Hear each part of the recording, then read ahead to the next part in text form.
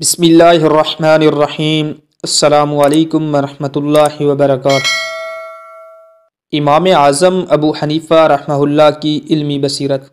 خلیفہ ہارون رشید کے پاس ایک ملحد شخص آیا اور کہنے لگا، اے امیر المومنین، تیرے عہد کے علماء نے اس بات پر اتفاق کیا ہے کہ اس دنیا کا کوئی خالق ضرور ہے۔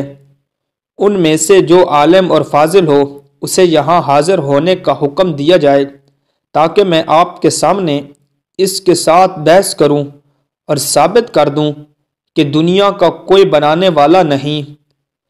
چونکہ امام ابو حنیفہ رحمہ اللہ کا اس وقت کے علماء میں بڑا نام اور افضل مقام تھا، لہذا ہارون رشید نے آپ کے پاس پیغام بھیجا اور کہا، اے مسلمانوں کے امام، آپ کو اطلاع ہے کہ ہمارے یہاں ایک شخص آیا ہے اور وہ دعویٰ کرتا ہے کہ کائنات کا بنانے والا کوئی نہیں، اور وہ آپ کو مناظرے کا چیلنج دیتا ہے۔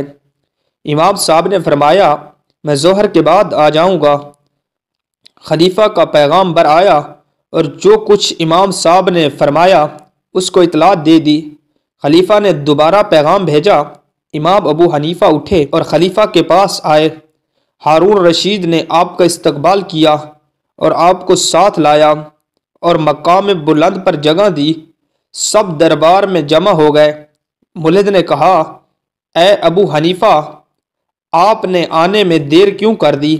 امام صاحب نے جواب دیا، مجھے ایک عجیب بات پیش آئی، اسی لیے دیر ہو گئی۔ وہ یہ ہے کہ میرا گھر دریائے دجلہ کے اس پار ہے۔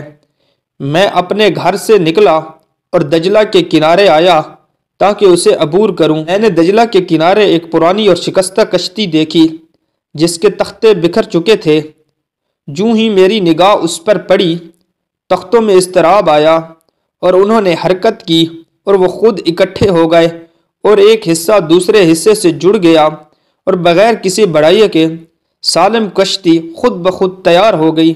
میں اس کشتی پر بیٹھا اور وہ کشتی بغیر ملح کے دریا کے دوسرے کنارے کی طرف چلنے لگی۔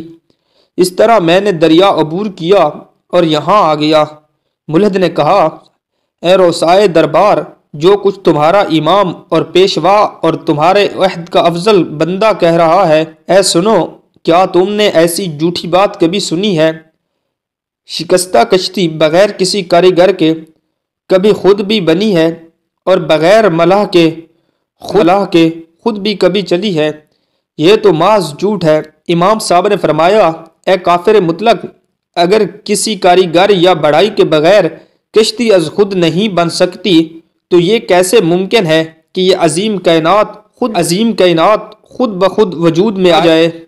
اور جب کسی ملاح کے بغیر کشتی خود چل نہیں سکتی، یہ کیسے سمجھ لیا جائے کہ نظام کائنات بغیر کسی چلانے والے کے خود بخود چل رہا ہے؟ امام اعظم ابو حنیفہ کی اس علمی بصیرت اور عجیب استدلال سے جہاں اور لوگوں کا ایمان پکا ہوا، وہاں ملحد اور بے دین بھی راہ راست پر آ گیا اور خدا تعالیٰ کی ذات